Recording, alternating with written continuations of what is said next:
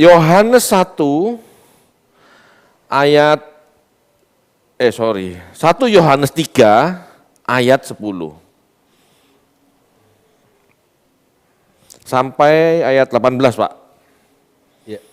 1 Yohanes 3 ayat 10 sampai 18. Inilah tandanya anak-anak Allah dan anak-anak iblis. Setiap orang yang tidak berbuat kebenaran tidak berasal dari Allah.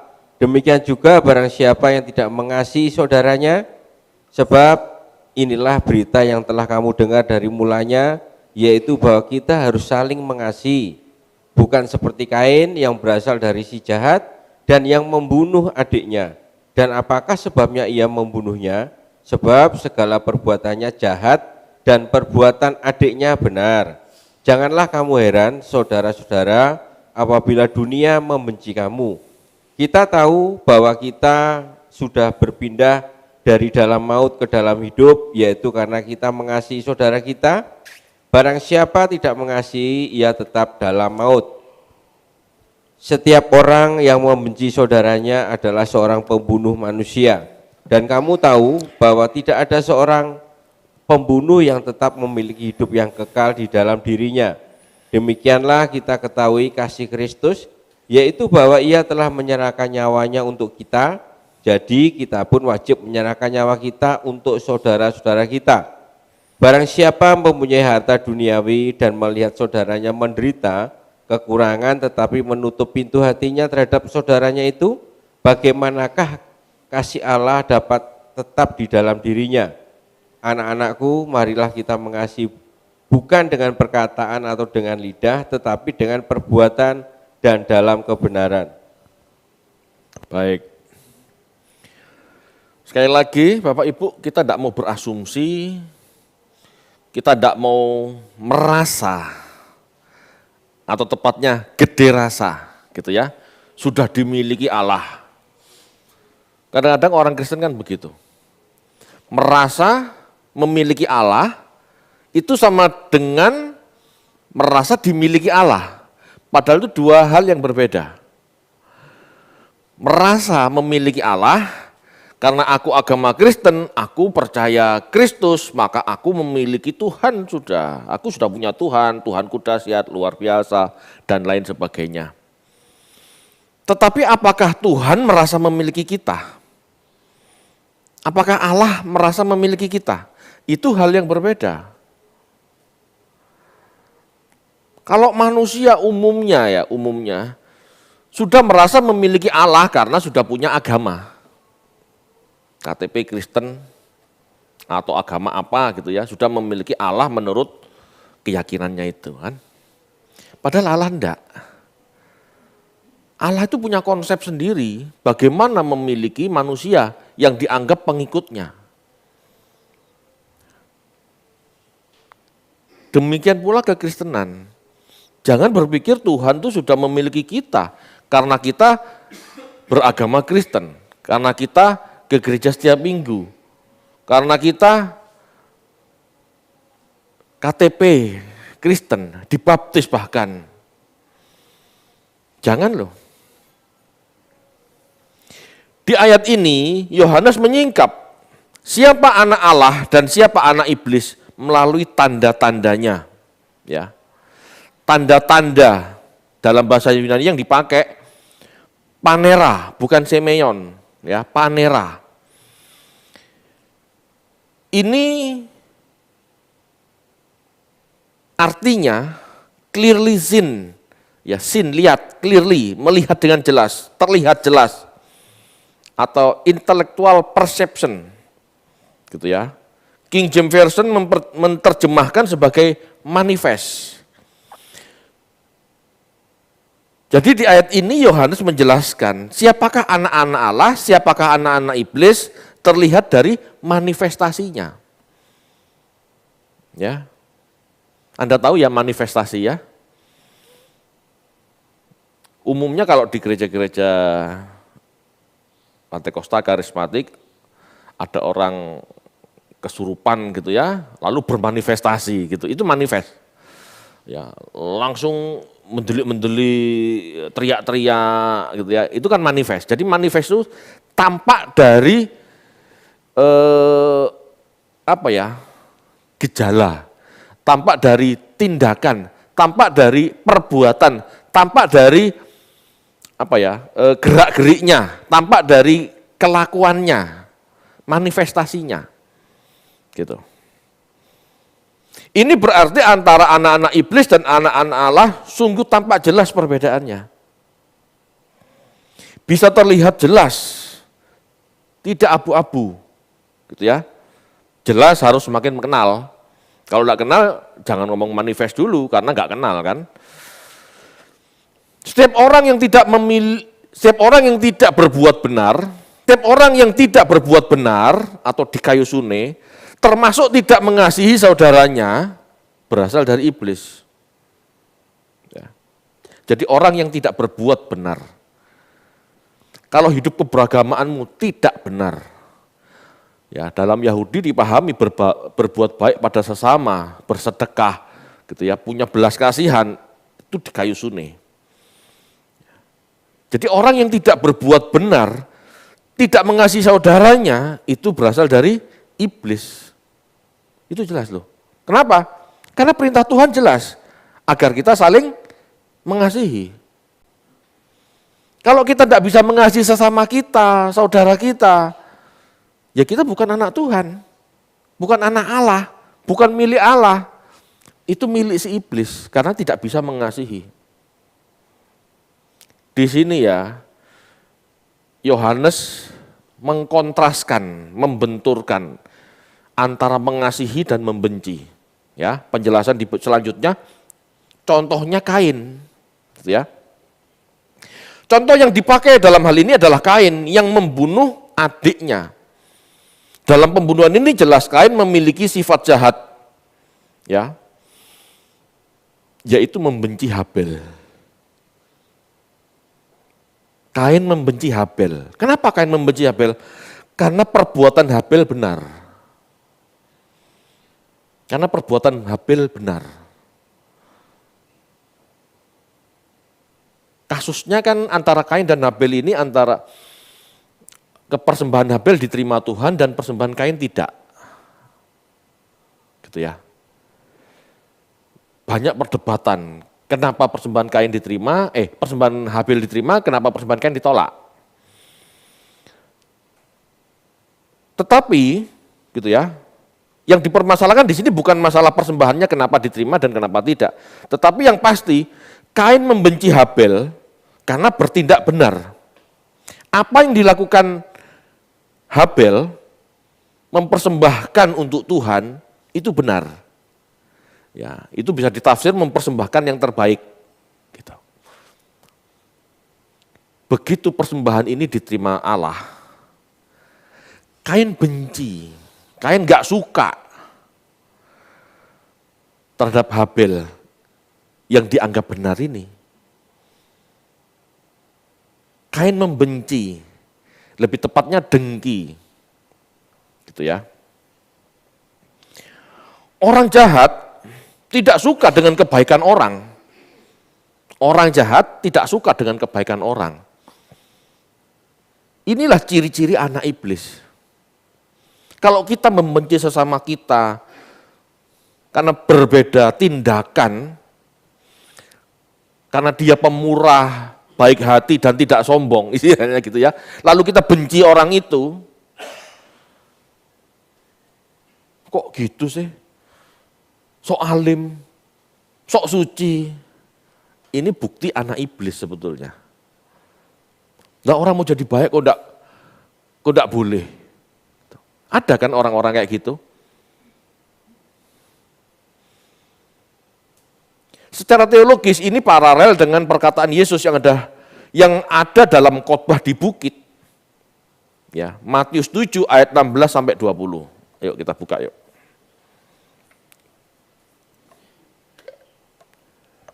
Matius 7 ayat 16 sampai 20.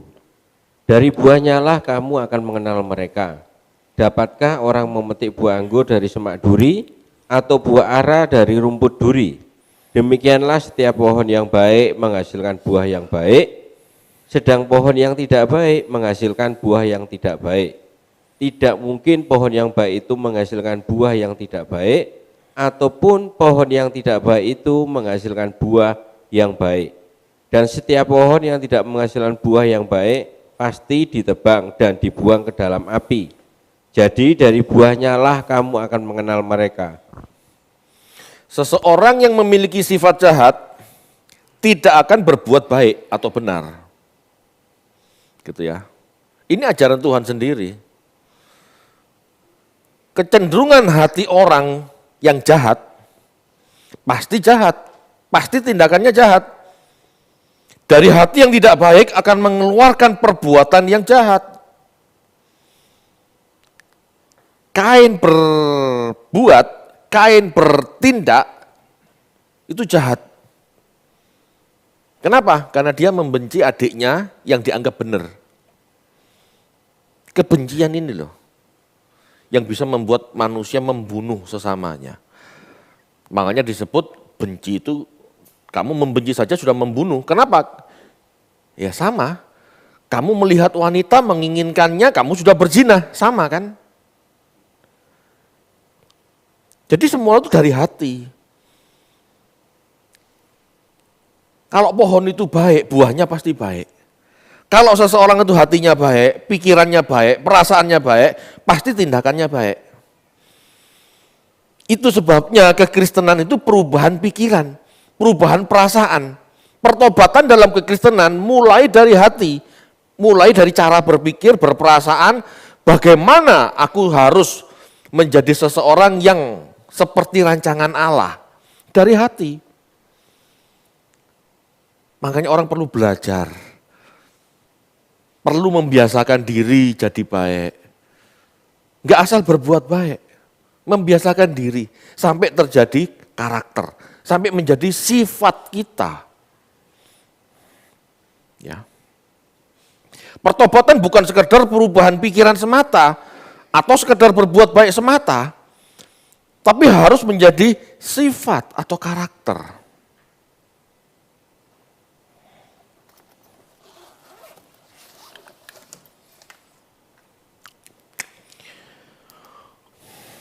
Pengetahuan itu luas ya. Pengetahuan itu A sampai Z. Ini pengetahuan.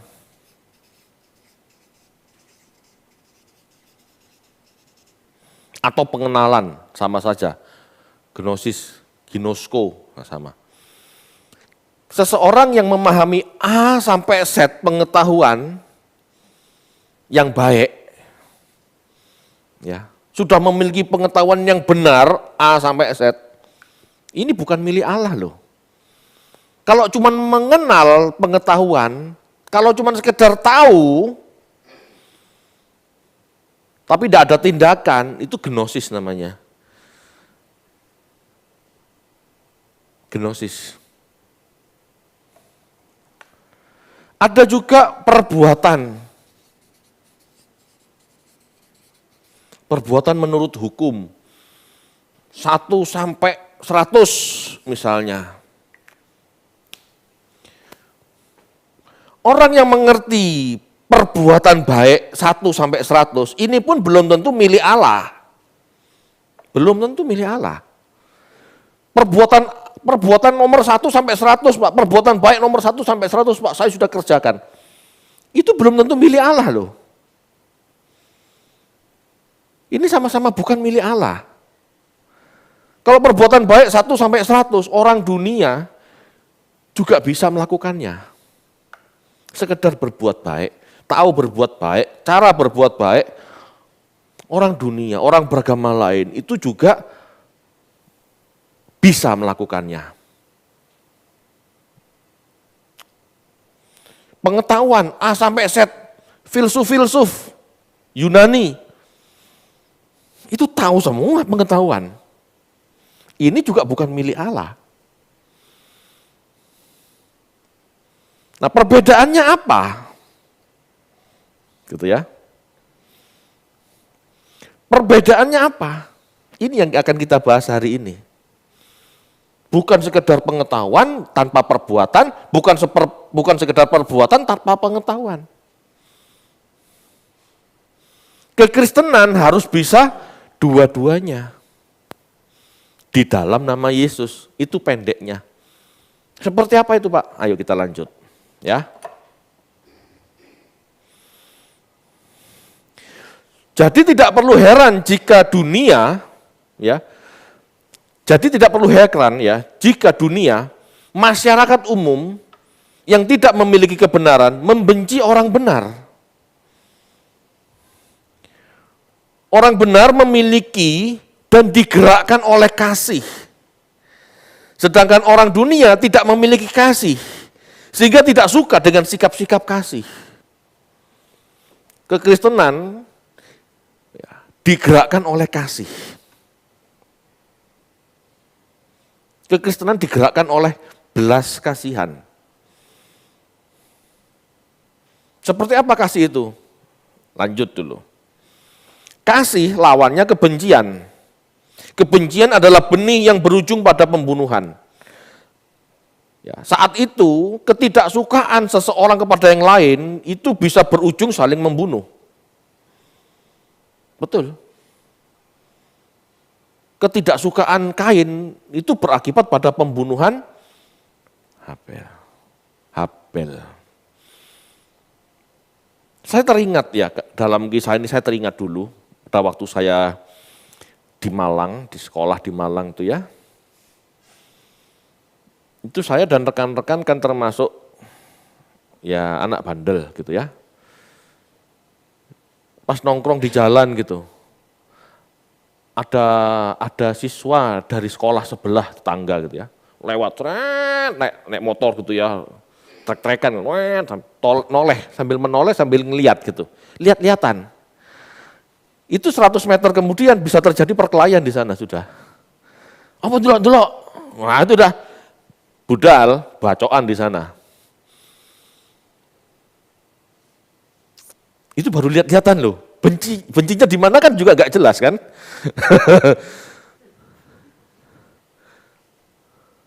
Apalagi sudah ada unsur benci, dendam. Gitu ya. Membenci sama dengan membunuh. Berdampak tidak akan mendapatkan kehidupan. Membenci sama dengan membunuh. Gitu ya. Tidak akan mendapatkan kehidupan. Setiap orang akan dihakimi menurut perbuatannya. Kalau kamu membenci, lalu kamu membunuh, orang ini jelas tidak memiliki kehidupan. Mungkin saat itu masih hidup. Tetapi keadilan Allah akan menghukum dia sesuai dengan perbuatannya. Ya. Firman Tuhan mengatakan demikian. Membunuh akan kehilangan nyawa sendiri. Bukan hanya gini, kita membunuh orang gitu ya, kita membenci sama dengan membunuh orang. Orang itu akibatnya terbunuh. Jangan berpikir kita bisa hidup. Mungkin saat ini kita hidup. Tetapi begitu ketemu penghakiman, kita akan dihukum menurut apa yang kita lakukan. Gitu ya.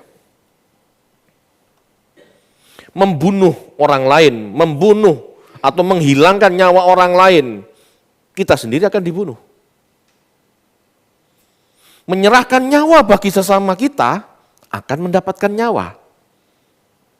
Demikianlah penghakiman Allah, itu adil. Kita baca yuk, 1 Petrus 1 ayat 17.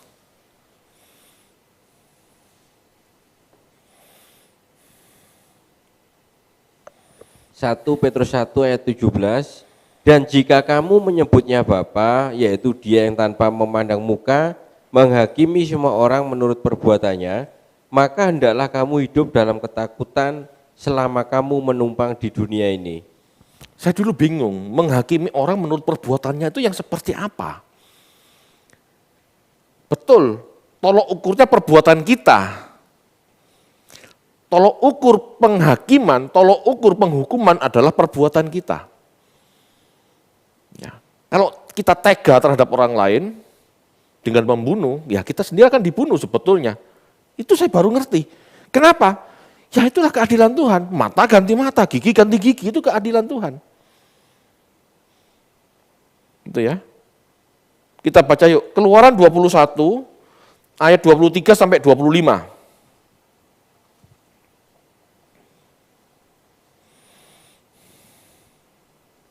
Keluaran 21 ayat 23 sampai 25.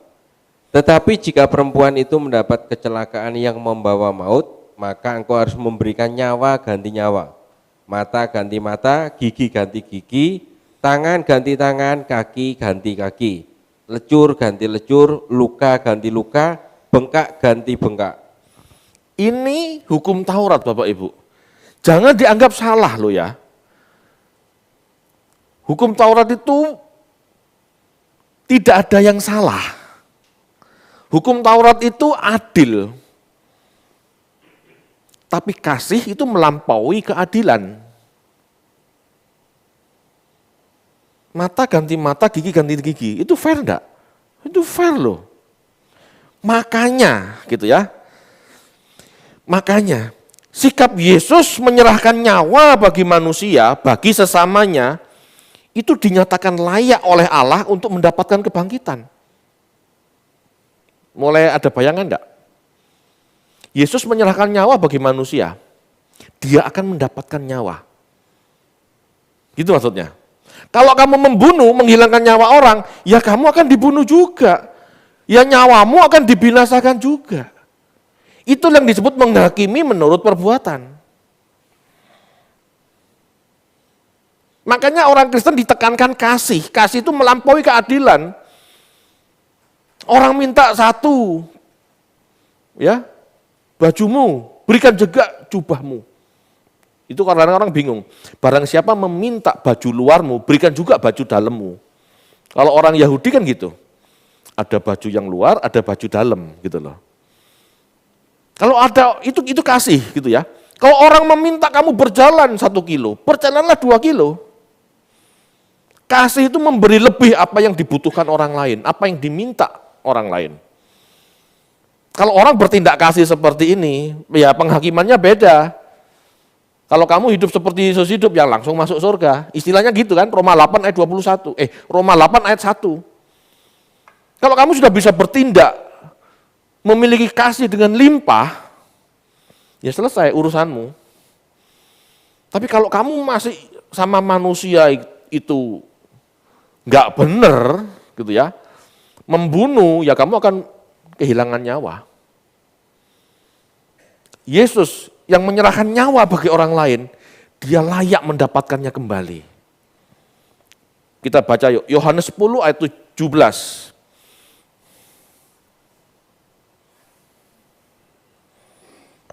Yohanes 10 ayat 17. Bapa mengasihi aku oleh karena aku memberikan nyawaku untuk menerimanya kembali. Kenapa Yesus yakin menerimanya kembali?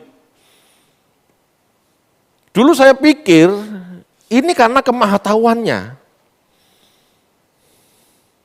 Tidak. Yesus bertindak berdasarkan janji Allah dalam firman. Mata ganti mata, gigi ganti gigi. Kalau aku menyerahkan nyawaku, aku akan mendapatkan nyawa.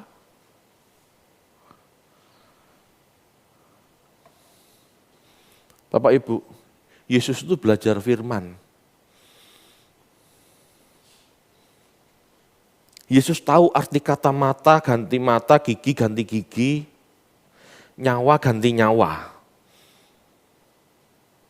Kalau kita ingin mendapatkan hidup yang kekal, berikan hidupmu untuk sesama.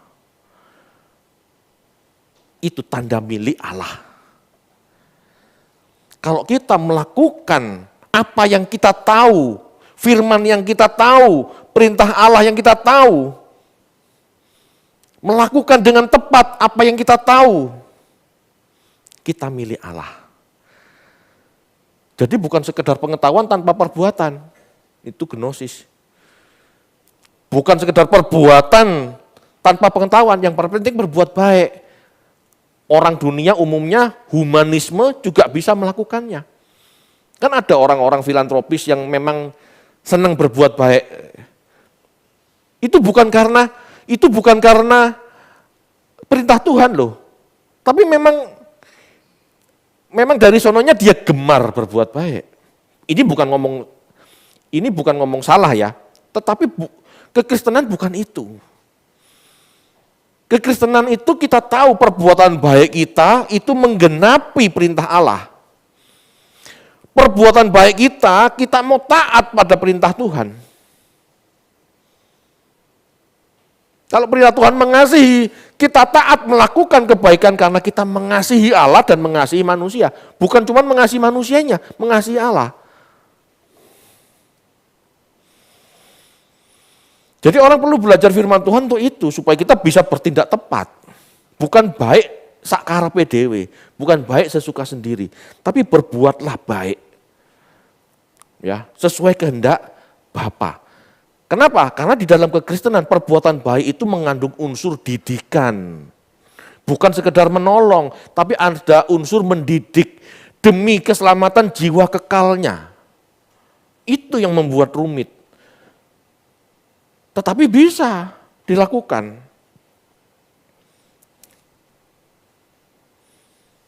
Jelas ya? Yesus tahu dia nyerahkan nyawanya untuk mendapatkan kembali. Kenapa? Karena firman mengatakan. Gitu ya. Mata ganti mata, gigi ganti gigi. Kalau kita melihat dari sisi negatif, kesannya kan buruk. Ya, kesannya kan buruk.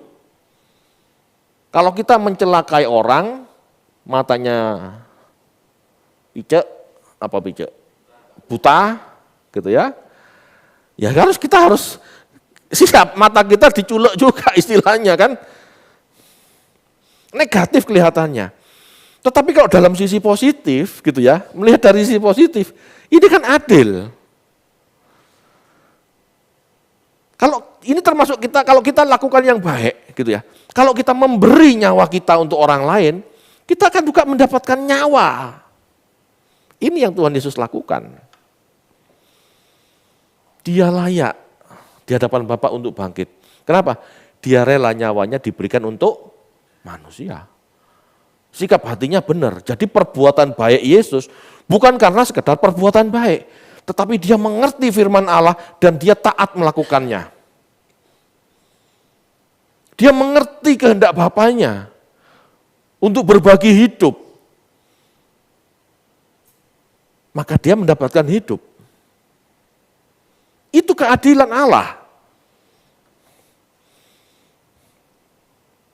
Kejahatan aktif maupun pasif adalah hal yang sama Bapak Ibu. Kebaikan juga gitu, kebaikan aktif maupun kebaikan pasif adalah hal yang sama.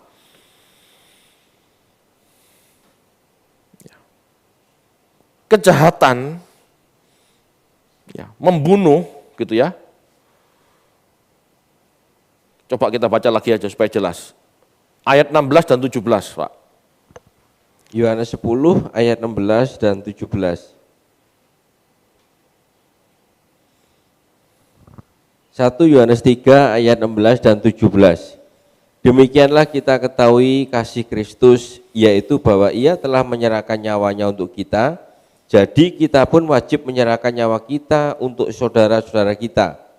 Barang siapa mempunyai harta duniawi dan melihat saudaranya menderita kekurangan tetapi menutup pintu hatinya terhadap saudaranya itu, bagaimanakah kasih Allah dapat tetap di dalam dirinya? Ya. Yesus telah memberi teladan, dia berikan nyawanya untuk orang lain. Jadi juga Tuhan menuntut kita melakukan hal yang sama.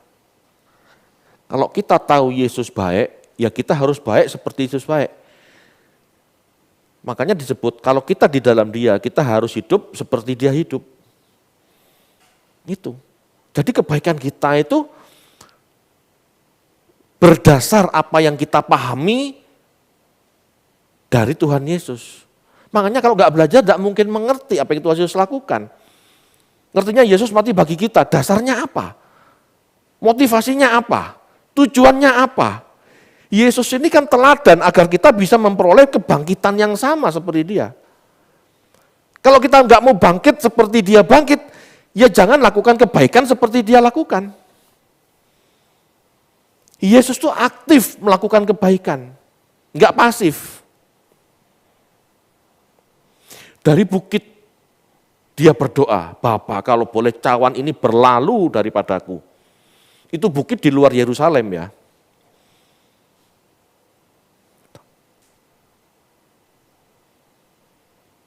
Bisa enggak dia lari? Pada saat dia berdoa gitu kan berarti dia tahu dia harus menyerahkan nyawanya, betul? Kalau seandainya enggak, dia enggak berdoa. Ah, pulang kampung aja ke Galilea. Ngerti maksudnya? Dia enggak berdoa untuk menguatkan dirinya untuk masuk dalam salib. Dia enggak lakukan itu misalnya. Dia enggak berdoa untuk menguatkan dirinya masuk dalam salib misalnya. Dia enggak berdoa. Enggak wis. Pulang aja. Panggil Petrus. Terus dan yang lain, bro, pulang dulu yuk. Gimana? Enggak jadi penebusan. Langkah Yesus berdoa, menguatkan dirinya, sehingga dia akhirnya ditangkap, sehingga akhirnya dia naik ke kayu salib. Itu perbuatan kebaikan secara aktif. Dia enggak lari dari kebaikan itu. Banyak orang Kristen pura-pura enggak ngerti kalau ada kebaikan yang harus dia lakukan kan. Pura-pura enggak mengerti kalau ini tanggung jawabnya. Cuek. Diem, pura-pura enggak tahu. Makanya tadi saya katakan, kejahatan aktif maupun pasif adalah hal yang sama. Tidak memiliki kasih Allah. Tadi dikasih contoh di ayat 16-17. Jika kita diam saja melihat orang lain membutuhkan, jika kita diam saja melihat orang lain yang membutuhkan, itu berarti tidak memiliki kasih. Kita tahu pasti ini untuk uang sekolah anaknya. Kita tahu pasti ini untuk pengobatan saudaranya. Dia sendiri tidak punya uang. Kita tahu, tergerak tidak kita dengan belas kasihan. Harusnya kita bergerak. Ya. Tapi dengan kecerdasan roh ya. Makanya saya tadi katakan bukan asal berbuat. Ya. Kita tidak mau menyerahkan nyawa. Ya kita tidak akan mendapatkan nyawa. Kalau kita tidak berani menyerahkan nyawa, ya kita tidak akan mendapatkan nyawa. Nyawa di sini maksudnya segala sesuatu yang kita anggap menopang hidup kita. Dengan kata lain, jika kita yakin bahwa kita hidup tergantung Tuhan, maka kita tidak akan keberatan membagikan nyawa kita. Karena hidup saya tergantung Tuhan. Hidupku tergantung Tuhan. Kalau aku menyerahkan nyawaku, Tuhan akan mengembalikan nyawaku. Kalau aku tidak mau menyerahkan nyawaku, ya aku tidak akan mendapatkan nyawaku besok. Keadilan Tuhan sampai di situ Bapak Ibu. Jangan dipikir segala perbuatan kita itu tidak berdampak. Berdampak kekal. Sangat berdampak kekal. Ya. Kalau Tuhan mengampuni kita, gitu ya, itu tujuannya bukan kita tetap pada dosa kita. Mata ganti mata, tadi katanya udah mencelakakan orang gitu ya. Berdosa, minta ampun. Diampuni enggak? Betul diampuni. Tapi kehendak Tuhan sebetulnya bukan masalah pengampunan saja. Setelah diampuni kamu ngapain? Berubah enggak? Bisa enggak kamu jadi berkat buat orang lain? Kalau sekedar berbuat jahat minta ampun diampuni, berbuat jahat minta ampun diampuni, sampai mati selalu seperti itu, kita bermasalah loh, karena kita akan dihukum menurut perbuatan kita. Jadi pengampunan Tuhan itu bertujuan supaya kita bisa jadi lebih baik. Kenapa? Karena Tuhan tahu manusia itu karena manusia itu sulit berubah gitu ya. Dengan hukum Taurat Manusia itu kalau mau saklek, kalau Tuhan itu mau saklek dengan hukum Taurat, manusia itu mati duluan, habis duluan. Bolak-balik jatuh dalam dosa, mencuri dipotong, berzina dirajam. Apa enggak habis? Habis. Maka Tuhan berikan pengampunan. Tujuannya apa? Kamu berubah. Oke, aku enggak hukum kamu sekarang. Berubah. Oh. Tujuan Tuhan menebus kita, tujuan Tuhan menjadi pengganti atas hukuman yang seharusnya buat kita, supaya kita mau berubah. Kalau kita tidak mau berubah menjadi seperti Kristus, kita menyia-nyiakan kasih karunia Allah. Itu penghukuman lebih dari Taurat nanti. Penghukumannya lebih dari penghukuman Taurat loh. Itu di Ibrani. Barang siapa menginjak-injak hukum, maksudnya melawan hukum, menentang hukum, itu akan binasa. Terlebih lagi orang yang menyia-nyiakan kasih karunia darah anak domba. Darah Tuhan maksudnya. Kita tidak boleh loh santai dengan pengampunan Tuhan.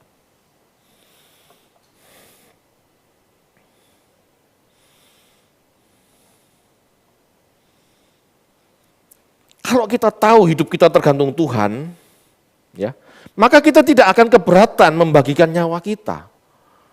Tuhan itu adil kan? Kalau kita berbagi hidup buat sesama, jadi anggur tercurah, roti terpecah istilahnya kan, Tuhan itu adil. Tuhan pasti cukupkan kita. Tuhan pasti akan membalas seperti apa yang kita lakukan. Itu sebabnya, ya, Tuhan melakukan itu. Yesus membuktikan, dia menyerahkan nyawanya untuk menerima kembali. Tapi kalau kita tidak mau menyerahkan nyawa kita untuk sesama, jangan harap kembali nyawa Anda. Binasa selamanya. Itulah sebabnya ya, pesan buat kita. Yohanes mengatakan, anak-anakku marilah kita mengasihi. Bukan dengan perkataan atau dengan lidah saja, tetapi dengan perbuatan dalam kebenaran. Perbuatan dalam kebenaran. Kita jangan mengasihi dengan lidah saja. Ojo tahu tok. Jangan tahu saja. Jangan ngomong tok. Tetapi kasihilah dengan perbuatan kita dalam kebenaran. Kebenaran itu apa? Siapa? Yesus. Lakukan perbuatan baik kita di dalam Yesus. Seperti Yesus. Seperti teladan Yesus, seperti ajaran Yesus, itulah kekristenan. Kekristenan itu dituntut hidup seperti Kristus hidup. Kekristenan itu perbuatan baiknya taat pada Bapa, seperti Yesus taat pada Bapa. Jadi bukan asal berbuat baik loh.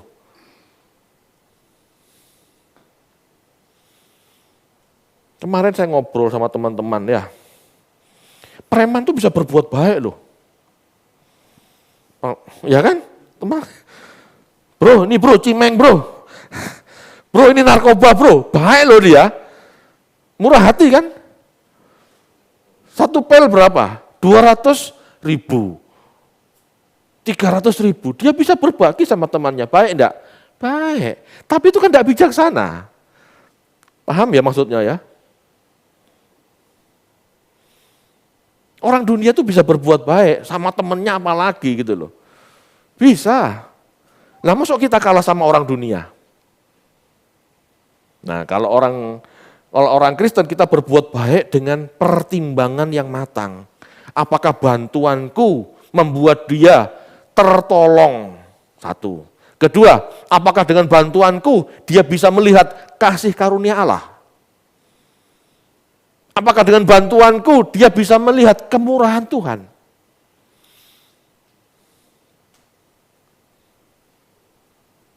Bapak Ibu, kalau Bapak Ibu melihat contoh-contoh teladan Tuhan Yesus,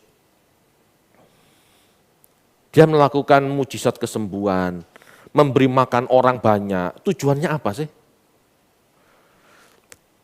Tujuannya supaya dia bisa hidup, memperpanjang umur mereka daripada mati kelaparan ya. Nih aku kasih makan. Tujuannya apa sih?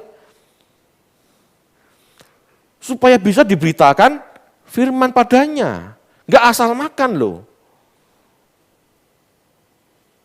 Pertolongan Tuhan pada saat itu, supaya orang itu bisa melihat, oh ini loh sang kebenaran, oh ini loh yang diutus Allah. Bukan sekedar nolong, dia bisa sekolah, dia bisa hidup, dia bisa pulang dari rumah sakit, lalu gak ngapa-ngapain. Memang kadang-kadang kita tertipu, udah nolong orang, bantu seseorang keluar dari rumah sakit, bantu seseorang uang sekolahnya supaya anaknya bisa sekolah. Tapi ndablek, ndak mau dengerin firman. Ada kan yang kayak gitu? Dia cuma senang dapat pertolongan. Ya, kita ndak boleh jengkel sama orang kayak gitu. Ya dia yang menyia-nyiakan kasih karunia, ya silahkan. Tetapi tujuan kita membantu sebetulnya supaya dia dengar firman kan? Bukan asal membantu. Apa artinya kita membantu 1 juta, 2 juta misalnya, bahkan setiap bulan kita bantu terus. Tapi dia nggak mau dengar firman, dia nggak berubah, dan akhirnya binasa. Ya masuk neraka juga. Rugi bandar kan? Ngerti maksudnya? Rugi bantu orang, bantu terus tiap bulan, bantu terus tiap bulan, ujung-ujungnya dia nggak berubah, tapi masuk neraka. Paham ya? Jadi tujuan kebaikan kita, supaya orang bisa melihat kemuliaan Allah, supaya orang bisa melihat kebenaran, dan akhirnya berubah, dan jiwanya tertolong. Perbuatan-perbuatan baik yang membuat orang bisa selamat jiwanya itulah tanda milik kepunyaan Allah. Ya. Masalahnya sudah salah kaprah. Kalau sudah jadi Kristen merasa sudah selamat. Nah itu masalahnya.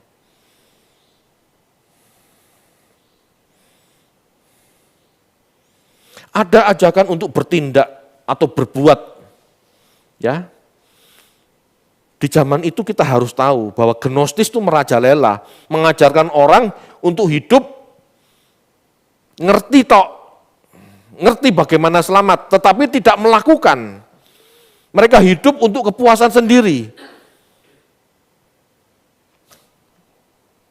Ini loh yang sedang dilawan Yohanes kan. Jangan ngerti tok, berbuatlah sesuatu, bertindaklah, berbuatlah baik, gitu maksudnya. Jangan diem tok. Ya. Kalau diem, sama dengan kamu membenci sebetulnya. Itu kan. Yohanes mengatakan kebencian itu membunuh. Itu sama dengan sikap pasif. Jika kamu tahu orang membutuhkan tapi kamu diam saja, itu sama dengan kebencian sebetulnya. Sama dengan membunuh sebetulnya.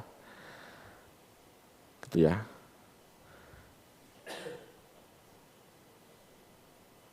Bapak Ibu, ayo.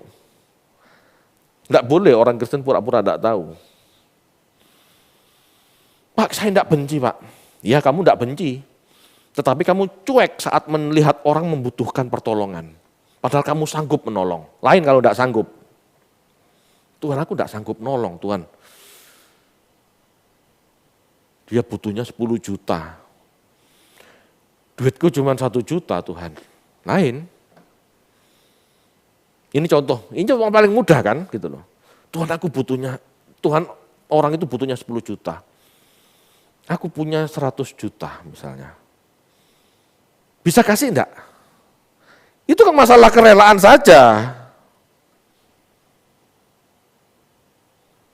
Rela enggak dipakai Tuhan untuk membantu, untuk menolong orang itu. Kalau kamu enggak rela, kalau kita enggak rela, ya kamu sama dengan membunuh, membiarkan orang mati.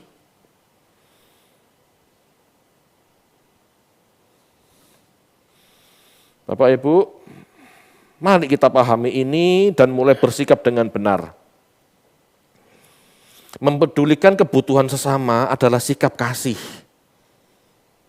Ya, itu adalah sikap kasih. Kasih itu punya belas kasihan. Kamu tahu dia butuh, Dia belum ngomong, tapi kamu tahu dia butuh. Setidaknya kamu tanya. Setidaknya kita tanya, Bu, Pak, Anda butuh ya? Gimana kesulitannya?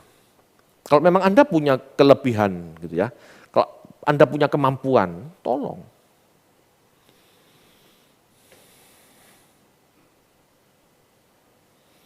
Ya seringkali saya stres Bapak Ibu. Saya melihat beberapa orang itu butuh ditolong, tetapi saya nggak bisa lakukan apa-apa karena memang saya nggak punya kemampuan itu. Tetapi orang yang punya kemampuan itu, lah kok diam saja? Itu kadang-kadang saya heran. Ya. Orang itu harus punya empati, harus punya kepedulian, gitu ya. Demi jiwanya loh, bukan cuma demi makannya. Jadi orang Kristen berbuat baik, ya itu karena tahu kehendak Allah, melakukan kehendak Allah, bukan karena suka-suka sendiri. Kita tidak bisa menghindar dari perbuatan baik, Bapak Ibu, sebab perbuatan baik itulah cermin, ya cermin orang dunia melihat kita di dalam terang, kita di dalam Tuhan.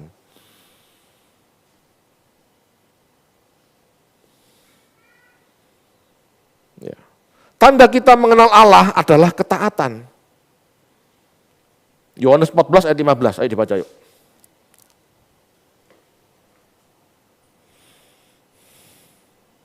Yohanes 14 ayat 15. Ya. Jikalau kamu mengasihi aku, kamu akan menuruti segala perintahku. Ya.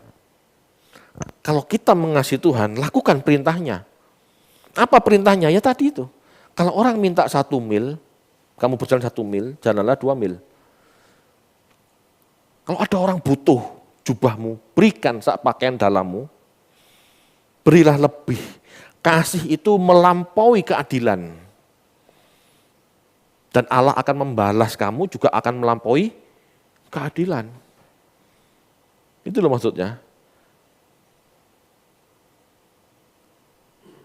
Mata ganti mata itu pasti. Gigi ganti gigi itu pasti. Tetapi kalau kamu punya kasih melimpah atas orang lain, Tuhan juga akan mengasihi kamu melimpah, melebihi kamu mengasihi orang lain. Itu maksudnya. Itu sebabnya perintahnya adalah kasih.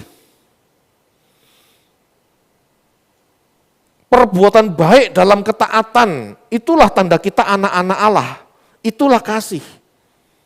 Bukan perbuatan baik sesuka sendiri, yang penuh dengan motif kepentingan sendiri. Kita digerakkan motif apa? Itu loh yang menjadi dasarnya. Ya. Bagi sembako, bagi sembako, bagi sembako. Jangan pikir itu kebaikan loh. Bagi sembako, lalu selfie, cepret. Apa motifnya? Ingin terlihat baik. Itu sudah motif tidak benar. Karena Tuhan kepingin kita melihat perbuatan baik, hanya Bapa di surga yang melihat kebaikan kita. Kalau engkau memberi tangan kiri, tangan kanan jangan tahu. Kan itu maunya Tuhan. Apalagi yang begini, berbuat baik gitu ya, bagi beras. Lalu keluarkan kartu nama. Jangan lupa pilih saya, jangan lupa pilih saya. Itu kampanye, bukan perbuatan baik. Harus tahu itu.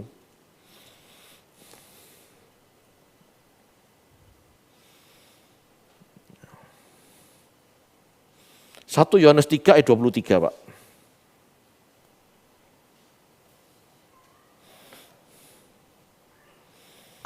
1 Yohanes 3 ayat 23, dan inilah perintahnya itu, supaya kita percaya akan nama Yesus Kristus anaknya, dan supaya kita saling mengasihi sesuai dengan perintah yang diberikan Kristus kepada kita.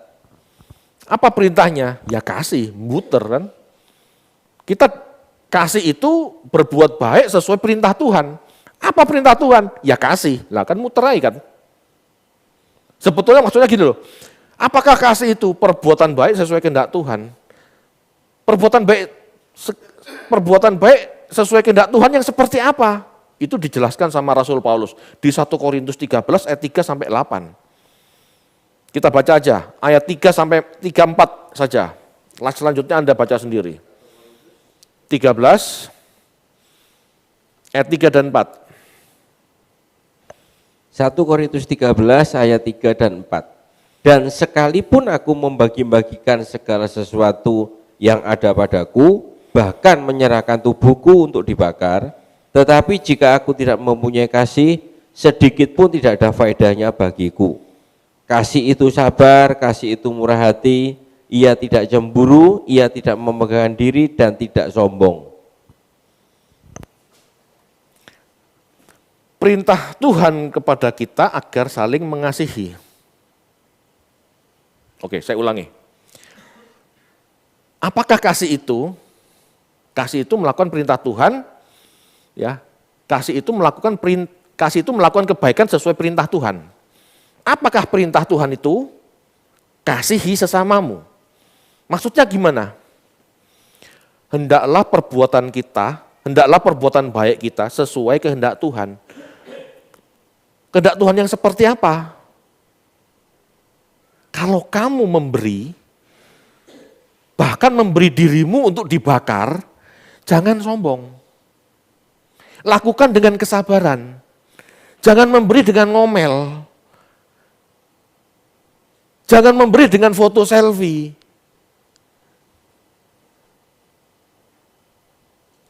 Berilah, berbagilah, berbagi hiduplah.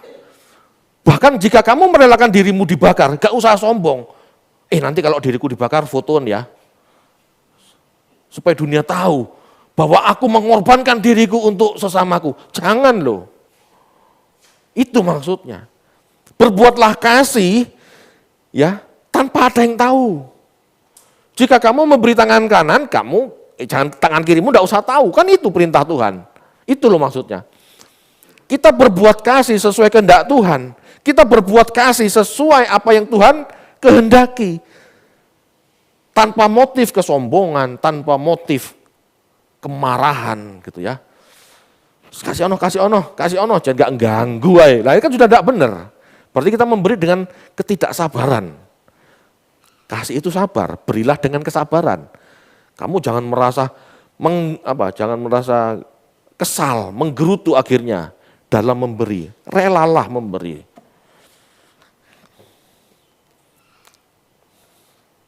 Perbuatan baik yang Tuhan kehendaki, perbuatan baik dalam kekristenan adalah perbuatan baik di dalam kebenaran, di dalam Kristus. Makanya kita harus tahu kebenaran Tuhan itu seperti apa sehingga kita bisa tepat melakukannya. Kalau cuma berbuat baik Bapak Ibu, itu orang humanisme, baik-baik. Orang Eropa, humanis. Gak percaya Allah, banyak orang gak percaya Tuhan sekarang di Eropa kan. Tapi mereka baik-baik. Mereka melakukan kebaikan dari dirinya sendiri. Itu tidak tepat. Yang Tuhan inginkan kita berbuat kebaikan seperti yang Tuhan kehendaki, sesuai perintah Tuhan. Karena perbuatan baik kita di dalam Tuhan, perbuatan baik kita di dalam kebenaran Tuhan, itu ada unsur-unsur kodrat ilahi di dalamnya. Ada unsur-unsur kita tidak boleh pamer, kita tidak boleh sombong, kita harus sabar, kita tidak memegahkan diri. Berbuat baik tapi memegahkan diri, tidak bisa Bapak Ibu. Itu bukan perbuatan kasih yang Tuhan inginkan, gitu loh. Paham ya? Ini sulit dijelaskan, tetapi saya harap paham. Orang-orang yang bisa berbuat baik sesuai kebenaran Tuhan, ini loh yang dikatakan milik Allah. Milik Allah. Berbuat baik yang tidak di dalam kebenaran, ya bukan milik Tuhan. Itu jelas. Loh Pak, masa berbuat baik yang bukan dari Tuhan, yang bukan sesuai kebenaran itu bukan milik Tuhan? Bukan. Lah buktinya orang-orang preman, orang-orang tidak jelas itu. Korupsi gitu ya.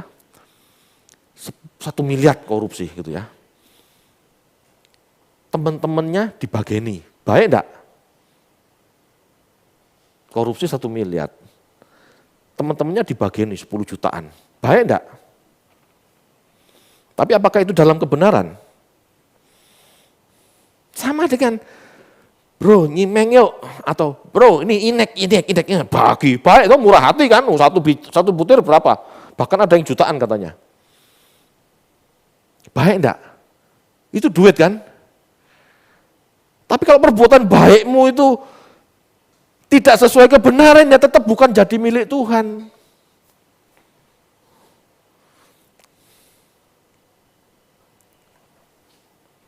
Bu, tak bantu ya, jangan lupa, coblos nomor 1. Apa itu milik Tuhan? Apa itu kebenaran? Kamu pamrih. Apalagi kalau tidak menang. Mana bantuan saya, Bu? Saya gagal. Saya gagal masuk Senayan. Itu bukan kebaikan, Bapak Ibu. Paham ya? Jadi kita harus belajar benar-benar loh. Berbuat sebaik sesuai kehendak Tuhan itu tidak mudah. Berbuat baik sesuai kebenaran Tuhan itu tidak mudah. Makanya kita perlu belajar. Pengetahuan penting, tetapi standar milik Allah bukan pengetahuan, perbuatan. Perbuatan penting. Tetapi kalau kita tidak belajar, kita meleset. Perbuatan kita, perbuatan baik kita harus sesuai dengan pengenalan kita akan Allah, kebenaran. Itu jadi milik Allah. Kebaikan kita harum di mata Tuhan. Kenapa? Cuma Tuhan yang tahu. Mungkin orang lain nggak lihat. Orang Kristen, tapi medit, pelit. Padahal sebetulnya di balik layar tanpa pamer dia sudah transfer kanan, transfer kiri untuk membantu orang. Bisa Kak? Bisa. Daripada cuma bantu 1, 2 sembako, 10 kresek sembako, lalu selfie. Bu, laporan untuk yang ngasih. Foto dulu ya. Kalau enggak ikhlas ngasih, gitu ya. Kalau enggak ikhlas ngasih, enggak usah ngasih. Daripada nyuruh orang foto sembako. Bu, foto sembako ya. Anda harus tahu perasaan orang. Pada saat difoto terima bantuan, itu tidak semua orang legowo, betul enggak? Ada yang merasa dilecehkan, direndahkan. Makanya sih nggak suka, kasih ya foto ya. Meskipun itu untuk laporan kepada donaturnya, itu sudah tidak benar. Kalau Anda tidak percaya saya salurkan, tidak usah bantu. Menurut saya seperti itu aja sebetulnya. Bantuan sendiri, turuno sendiri, kan gitu.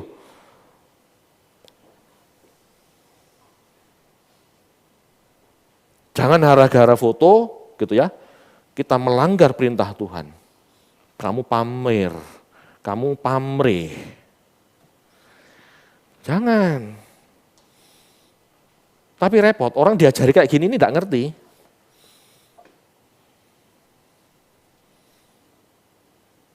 Ya. Amin Bapak Ibu.